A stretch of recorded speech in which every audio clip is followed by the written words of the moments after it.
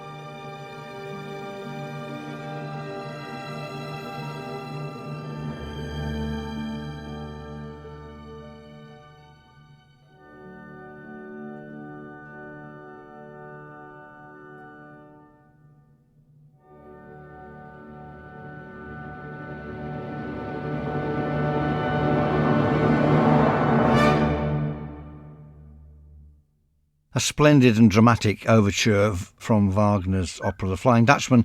I think it's the first or the earliest of Wagner's operas to still be permanently in the repertoire. I mean, it's a great opera. Very much sort of a follow-on from the operas of, say, Weber or Spohr, Marschner, people like that. It's before Wagner became interested in sort of Norse mythology and started to write the Ring Cycle.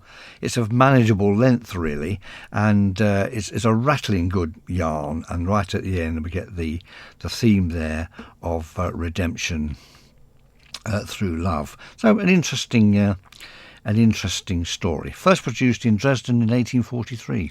And now to the music of Stanford, Sir Charles Villiers Stanford. I'm going to play one of the Songs of the Fleet. This was a kind of a sequel, really, to the Songs of the Sea, which has very popular songs in it, such as Drake's Drum and so on and so forth. The Songs of the Fleet, perhaps not quite so well known. It's a cycle of 5 songs for baritone, mixed choir and orchestra, and it was first performed in 1910 at the Leeds Festival. The poems are by Henry Newbolt, who was very much concerned with naval history and ships, particularly of the sort of of Nelson's era. And it has been accused a little bit of sort of rampant patriotism, but well, a little of that goes a long way, I guess. So from the Songs of the Fleet, then, the Little Admiral, and the Little Admiral, of course, is Nelson himself.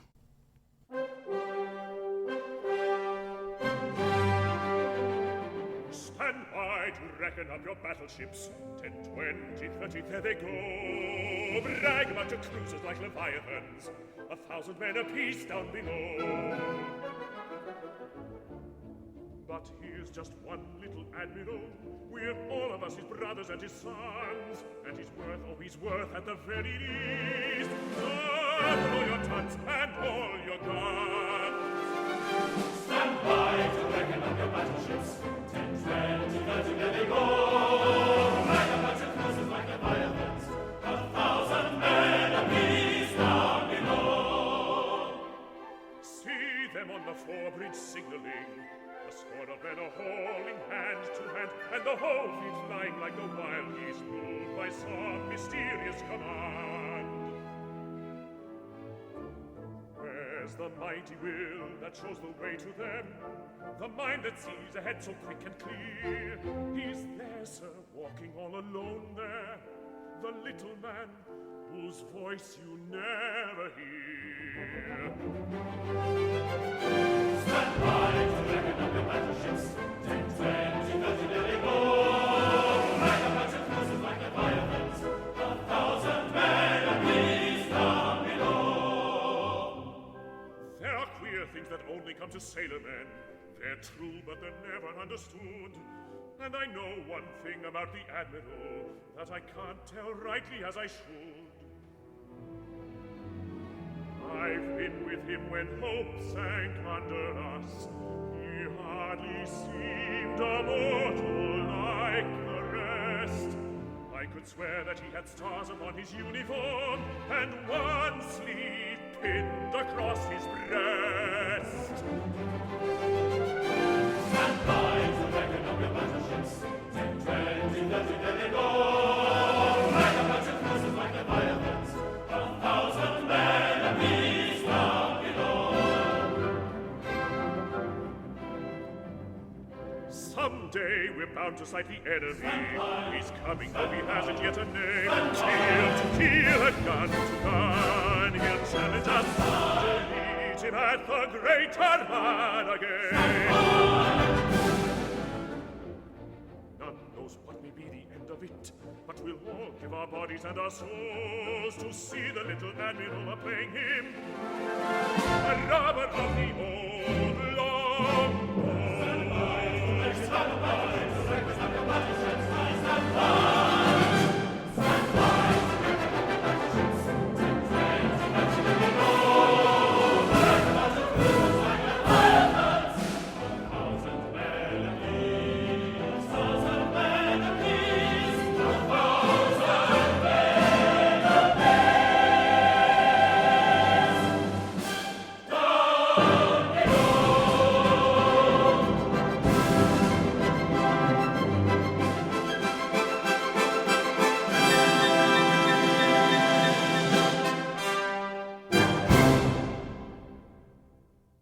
The Little Admiral from Stanford's The Songs of the Fleet. Every time I hear these songs, even the really popular ones like Drake's Drum, I'm amazed how wonderful the scoring is and how well the soloist, which is normally a baritone, very manly kind of a voice of course, fits in with either a male voice choir or the mixed choir.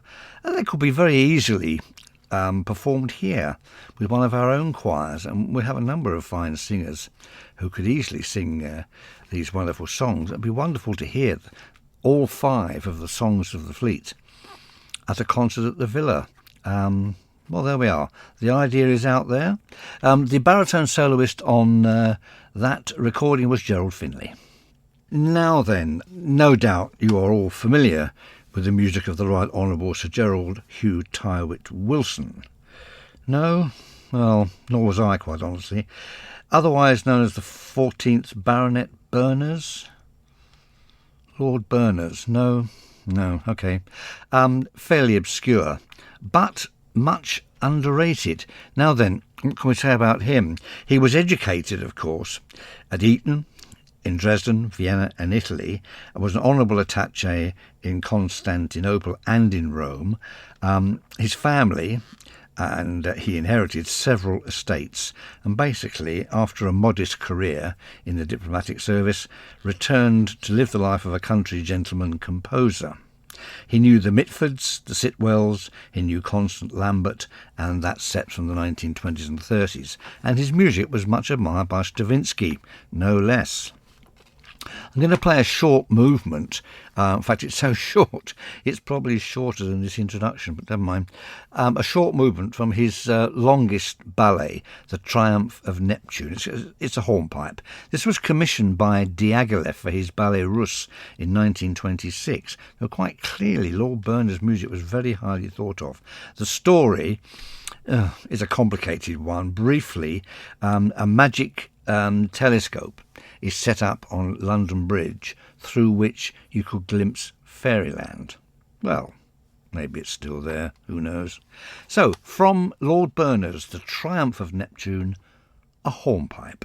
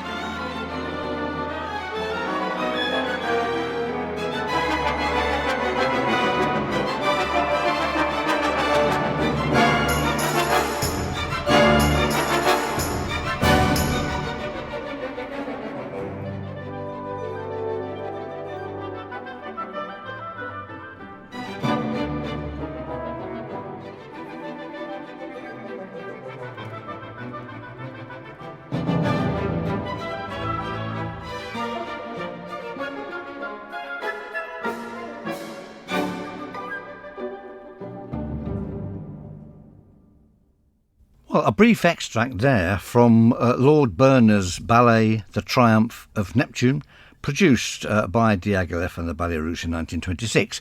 If we've got time, we'll just return to a little bit more of that. It's intriguing stuff, isn't it? Obviously brilliantly orchestrated, as so many of these pieces are. I don't think it's a ballet one is ever likely to see, although I imagine it'll be very, very colourful and inventive. But it's a pity that the music is lost. We may come back and hear a little later. We need 4 or 5 minutes of calm now, and so we're going to turn to Berlioz and his largest opera, one of the largest scale operas ever written, Les Troyens, the Trojans, composed between 1856 and 1858. Berlioz himself wrote the libretto based on the stories from Virgil's Aeneid. He never heard the entire opera.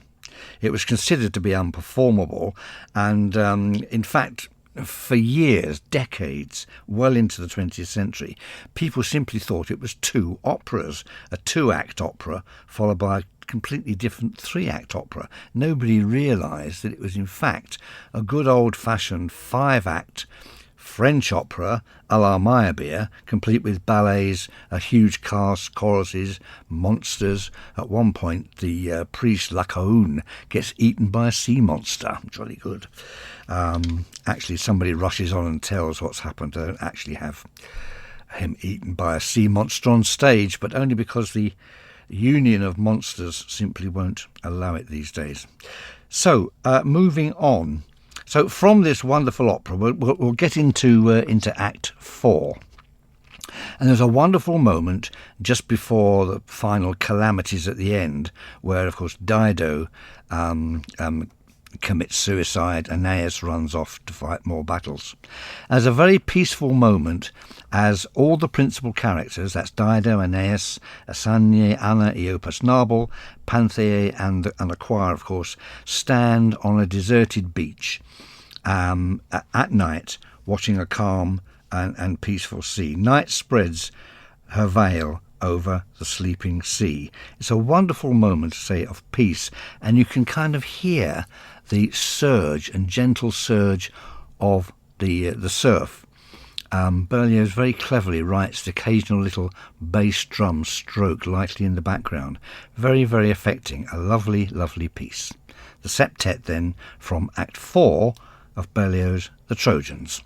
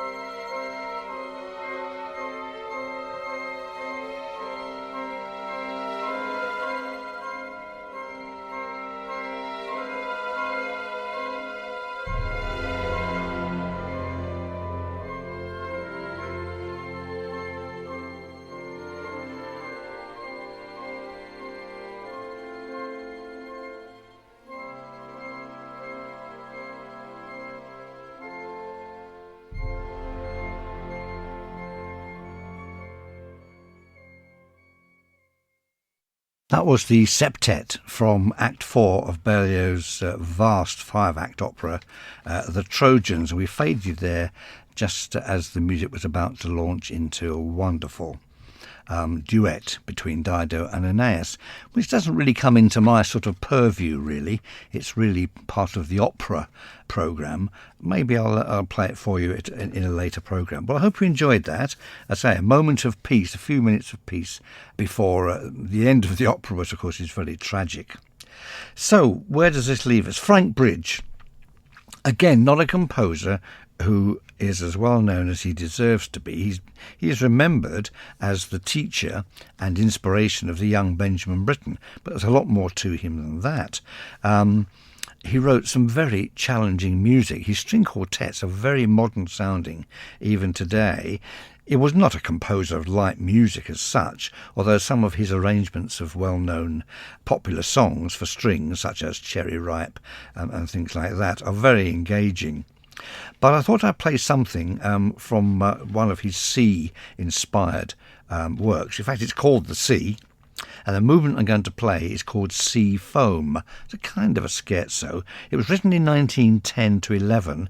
That's roughly the same time as Vaughan Williams was writing his monumental first symphony, the Sea Symphony.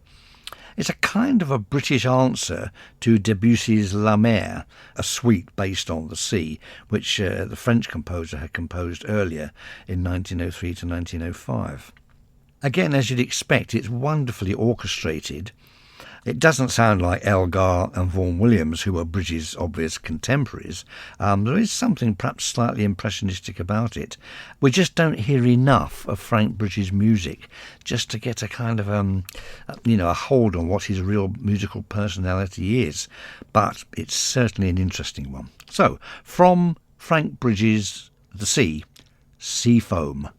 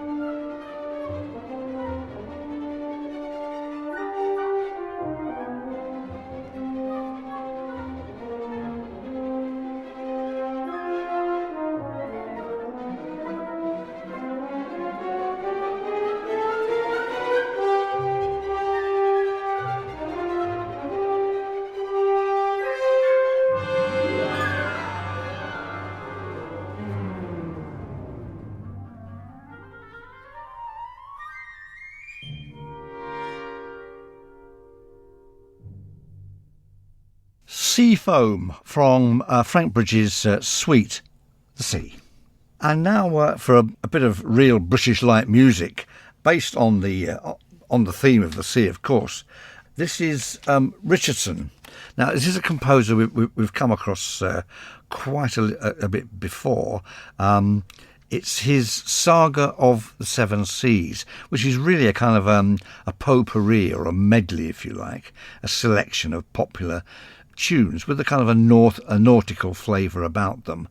You may recognise some of them. Some of them are not original, but they just, as I say, have a nautical flavour. Clive Richardson, very interesting composer. I think we played a piece of his, not so long ago, Beachcomber maybe. Again, vaguely connected with the sea. Anyway, here's Clive Richardson and Saga of the Seven Seas.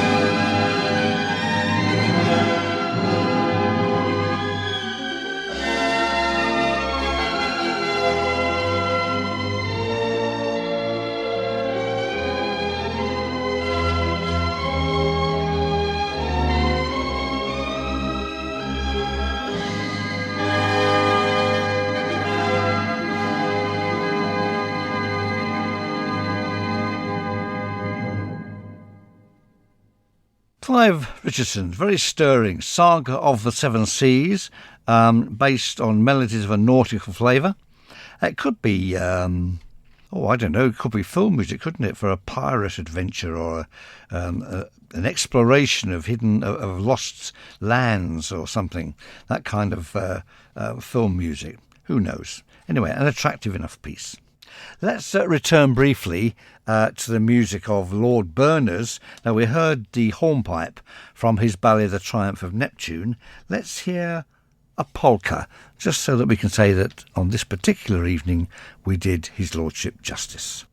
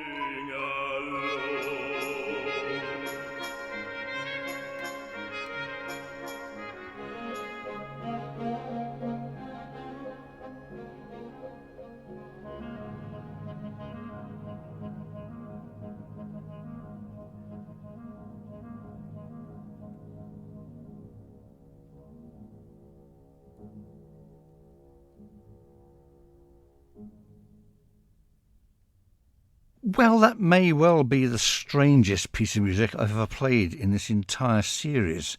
That was the polka from Lord Berner's ballet The Triumph of Neptune, during which a dandy and a sailor's wife dance accompanied by a brass band, and they are interrupted twice by a drunk singing The Last Rose of Summer.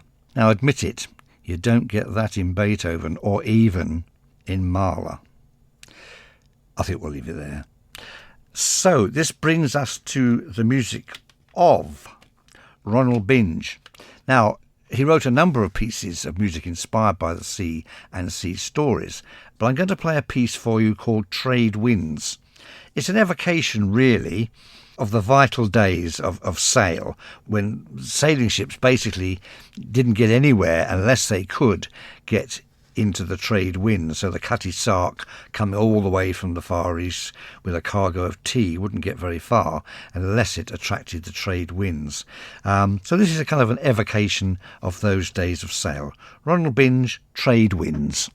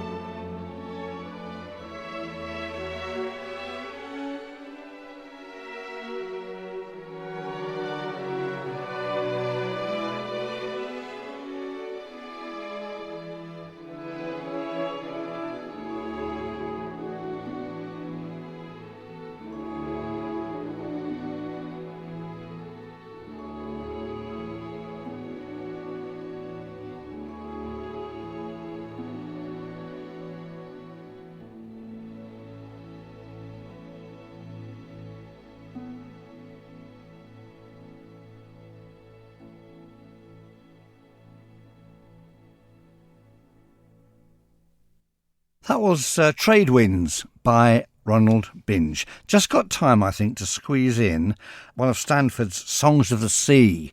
That's the cycle of 5 songs that begins with Drake's drum. We're going to hear the last one, The Old Superb. Again, the baritone soloist is Gerald Finley.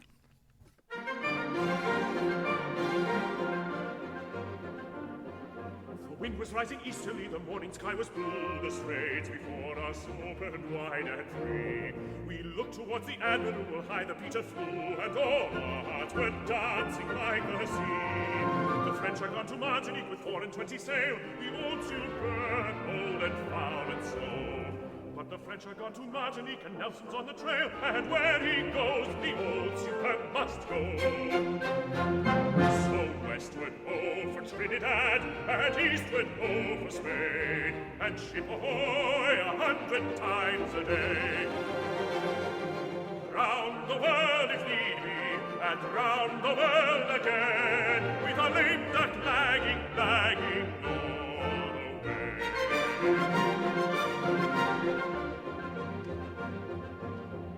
The old Superb was barnacled and green as grass below. Her sticks were only fit for stirring grog.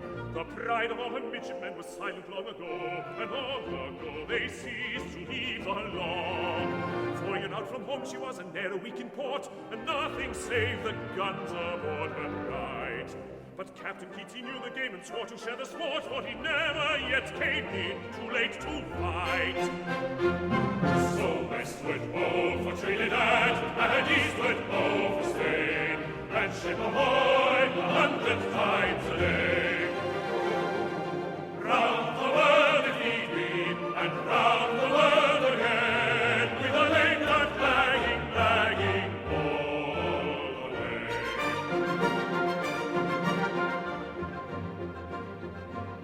Now up, my lads, the captain cried, for sure the case were hard, if longest out were first to fall behind. Aloft, with standing sails, and lash them on the yard, for night and day the trades are riding blind. So all day long behind the fleet we crept, and how we fretted none but Nelson guessed. But every night the old Superb she sailed when others slept, till we ran the French to earth with all the rest. Oh, 'twas westward, oh, for Trinidad, and eastward, oh, for Spain, and ship ahoy 100 times a day. Round the world if need be, and round the world again, round the world again. With a lame duck, lagging all the way.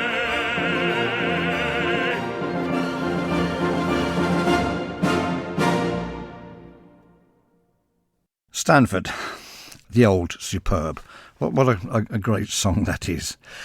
So, that brings us to the end of the programme. Well, I hope you've enjoyed my selection based on the theme of the sea. Of course, I could do 10 different programmes with music based on the sea, but I hope you've enjoyed this one anyway. One or two slightly odd pieces in there. Never mind. Let's finish with another piece by Ronald Binge, perhaps the best piece that he's best known for. This is Sailing By, which, as many of you will know, is the music that introduces the shipping forecast just before 1 o'clock in the morning. This is a great piece. I actually hear this most evenings because I usually go to sleep after reading, book falls on the floor, you know, the kind of thing, drift off to sleep, wake up after a couple of hours thinking I've had a good night's sleep, just in time to hear the shipping forecast. Well, there you go. Please join me next week at 9 for some more light music, something a bit different. I'm not going to give anything away. So, Ronald Binge, Sailing By. Goodbye.